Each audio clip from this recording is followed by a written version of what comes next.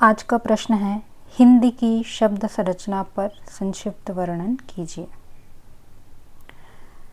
भाषा एक व्यवस्था है जिसके माध्यम से ध्वनि प्रतीकों द्वारा विचार करने और विचारों को आपस में संप्रेषित करने की सुविधा प्राप्त होती है।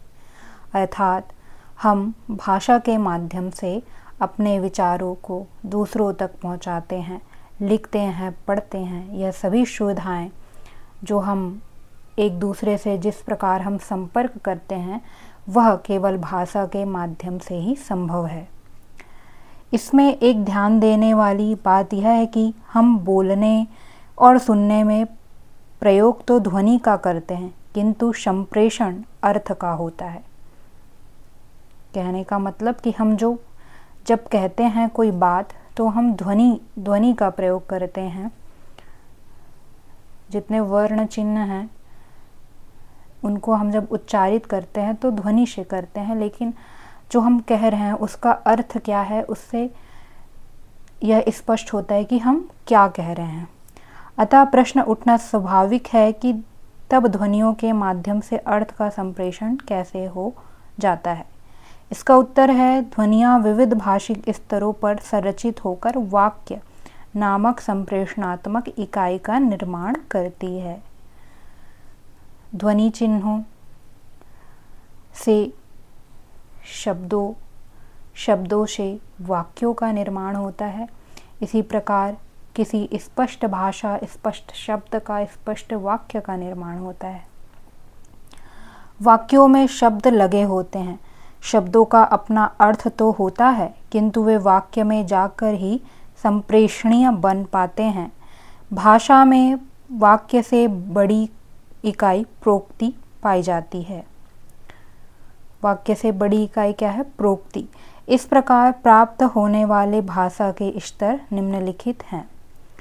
पहला स्वनिम, दूसरा है रूपिम, फिर शब्द या पद, तत्पश्चात है पदबंध, तत्पश्चात उपवाक्य और उसके बाद वाक्य और अंततः प्रोक्ति अर्थात पैराग्राफ। इनमें स्पष्ट रूप से देखा जाता है कि शब्द केंद्रीय इकाई है। शब्दों से ही वाक्य का निर्माण हो रहा है, वाक्य से ही प्रोक्ति का निर्माण हो रहा है, इसीलिए शब्द केंद्रीय इकाई है। भाषा स्तरों में शब्द रूपिम से बड़ी और पदबंध से छोटी इकाई है। यहाँ हमने देखा कि रूपिम, सबसे पहले स्वनिम, फिर रूपिम, फिर शब्द और उसके बाद पदबंध। इसी को यहाँ कहा गया है कि शब्द रूपिम से बड़ी और पदबंध से छोटी इकाई है। शब्दार्थ की दृष्टि से देखा जाए तो शब्द स्वतंत्र अर्थ को धारण करने वाली इकाई है। वाक्य में प्रयुक्त होने पर शब्द पद बन जाते हैं। इन सब बिंदुओं की ओर संकेत करते हुए हिंदी की शब्द संरचना का विस्तृत विवेचन किया जा सकता है। अर्थात स्वनिम, रूपिम यह सब ध्वनियाँ शब्दों का निर्माण करती है। शब्द, वाक्य, उपवाक्य, पदबंध बनते हैं। तत्पश्चात प्रोक्ति का निर्माण होता है। इस प्रकार भाषा की व्यवस्था है। तो हम समझते हैं शब्द संरचना को। शब्द वह ध्वनि समूह है जिसका अपना एक अर्थ होता है। प्रत्येक शब्द का कुछ न कुछ अर्थ है, तभी तो हम भाषा को एक से दूसरे तक पहुंचा पाते हैं ना, कि अर्थों के माध्यम से जो हम कह रहे हैं उसका कुछ न कुछ अर्थ है। एक ध्वनि वाले कुछ शब्दों को छोड़ दिया जाए तो सामान्यतः शब्द एक से अधिक ध्वनियों से निर्मित होते हैं। आ, ई, जितनी हमारी 12 खड़ी है, यह सब ध्वनि चिन्हों से निर्मित है। ध्वनियों का अपना कोई अर्थ नहीं होता, किंतु किसी भी भाषा में बहुत सारे शब्द एकाधिक सार्थक खंडों से ही मिलकर बने होते हैं। अर्थात ध्वनियों से ही मिलकर शब्द बनता है और शब्द का ही एक अर्थ होता है। जिन शब्दों के और अधिक सार्थक खंड नहीं किए जा सकते वे मूल शब्द कहलाते हैं। मूल शब्द क्या? जिन शब्दों के और अधिक सार्थक खंड नहीं किए जा सकते। भाषा विज्ञान में रूपिम की संकल्पना दी गई है। सभी मूल शब्द और उपसर्ग और प्रत्यय रूपिम होते हैं। उपसर्ग प्रत्यय क्या है? जो किसी शब्द के आगे लगता है वह उपसर्ग, जो किसी शब्द के पीछे लगता है वो प्रत्यय। जिन शब्दों में एक से अधिक सार्थक खंड मिले होते हैं वह निर्मित व्युत्पादिक शब्द कहलाते हैं। निर्मित शब्दों में प्रयुक्त सार्थक घटकों की व्यवस्था उनके शब्द संरचना है। हिंदी की शब्द संरचना को समझने के लिए हिंदी के निर्मित शब्दों में लगने वाले सार्थक खंडों और उनकी व्यवस्था का विश्लेषण किया जाता है। शब्द के प्रकार। शब्द पर कई दृष्टियों से विचार किया जा सकता है, जैसे अर्थ की दृष्टि से, प्रकार की दृष्टि से, रूपमिक संख्या की दृष्टि से और संरचना की दृष्टि से। इन्हें संक्षेप में इस प्रकार देखा जा सकता है। पहला क्या है? अर्थ की दृष्टि से शब्द के प्रकार। अर्थ की दृष्टि से शब्द क्या है और कितने प्रकार के हैं। फिर है प्रयोग की दृष्टि से शब्द के प्रकार। तीसरा है रूपमिक संख्या की दृष्टि से शब्द के प्रकार। और चौथा है निर्माण प्रक्रिया की दृष्टि से शब्द के प्रकार। अब हम सबसे पहले समझते हैं अर्थ की दृष्टि से शब्द के प्रकार। तो इसमें पहला है कोशीय शब्द, दूसरा व्याकरणिक शब्द। तो सबसे पहले हम यहाँ समझ लें कि कोशीय शब्द क्या है। अर्थ की दृष्टि से शब्द के प्रकार। इस आधार पर शब्द के दो प्रकार किए जाते हैं। पहला कोशीय शब्द, वे शब्द जिनका कोशी अर्थ होता है, अर्थात जो शब्द बाह्य संसार में एक अर्थ या संदर्भ रखते हैं, क्या कहलाते हैं? कोशीय शब्द कहलाते हैं। जैसे घर, अच्छा, खेलना आदि, यह शब्द जो है कोशीय शब्द हैं। और दूसरा है व्याकरणिक शब्द, वे शब्द जिनका कोशीय अर्थ नहीं होता और जो कोशीय शब्दों को आपस में जोड़कर वाक्य को व्याकरणिक बनाने के लिए प्रयुक्त होते हैं, व्याकरणिक शब्द कहलाते हैं। जैसे परसर्ग, ने, को, से, में, पर, सहायक क्रियाएं हैं, था, थी, थे आदि। तो इससे स्पष्ट होता है कि कोशीय शब्द क्या है? जिसका कोई अर्थ है, जिस शब्द का कुछ अर्थ है वह कोशीय शब्द है। और व्याकरणिक शब्द क्या है? जो कोशीय शब्द के साथ के अर्थ को स्पष्ट करने में सहायक है। सरल भाषा में हम इसी तरह समझ सकते हैं कि जो कोशीय शब्द के अर्थ को स्पष्ट करने में सहायक है वह व्याकरणिक शब्द है। अब दूसरा है प्रयोग की दृष्टि से शब्दों के प्रकार। प्रयोग के आधार पर शब्द दो प्रकार के होते हैं। पहला है शब्द और दूसरा पद। तो शब्द क्या है? शब्द वह भाषिक इकाई है जिसका बाह्य संसार या मना मस्तिष्क में एक स्वतंत्र अर्थ होता है। यही हमने कहा कि शब्द क्या है? जिसका अर्थ है। और पद वह भाषिक इकाई है जिसका वाक्य में स्वतंत्र व्यवहार होता है। वाक्य में प्रयुक्त होकर शब्द ही पद बन जाते हैं। मतलब शब्दों का एक समूह जो है वह हमारा पद कहलाएगा। तीसरा है रूपमिक संख्या की दृष्टि से शब्द के प्रकार। किसी भाषा की लघुत्तम अर्थवान इकाई रूपिम है। क्या है रूपिम की परिभाषा? किसी भाषा की लघुत्तम अर्थवान इकाई रूपिम है। रूपमिक संख्या की दृष्टि से भी शब्दों के दो प्रकार किए जा सकते हैं। पहला है एक रूपमिक और दूसरा बहुरूपमिक। तो एक रूपमिक क्या है? वे शब्द जिनमें एक ही रूपिम हो एक रूपमिक शब्द कहलाते हैं। सभी मूल शब्द एक रूपमिक होते हैं। दूसरा बहुरूपमिक, वे शब्द जिनमें एक से अधिक रूपिम हो बहुरूपमिक शब्द कहलाते हैं। सभी निर्मित शब्द बहुरूपमिक होते हैं।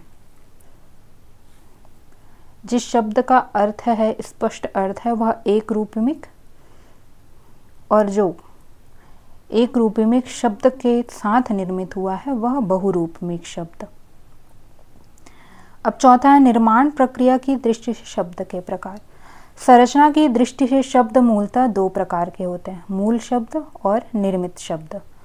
मूल शब्द एक ही अर्थवान इकाई रूपिम से बने होते हैं, इसलिए उनकी संरचना नहीं होती, किंतु निर्मित शब्दों में एक से अधिक अर्थवान इकाई होते हैं, इसलिए उनकी संरचना होती है।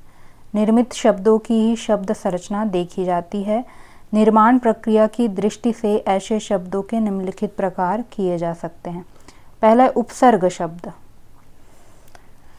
वही है कि जो एक रूपीमिक शब्द है वह क्या है, जो एक ही अर्थवान इकाई से मिलकर बना है, और बहुरूपमिक मतलब उसमें दो अर्थवान इकाई या दो एक रूपमिक शब्द या उनकी सहायक क्रियाएं लगी हुई हैं, वह बहुरूपमिक शब्द है।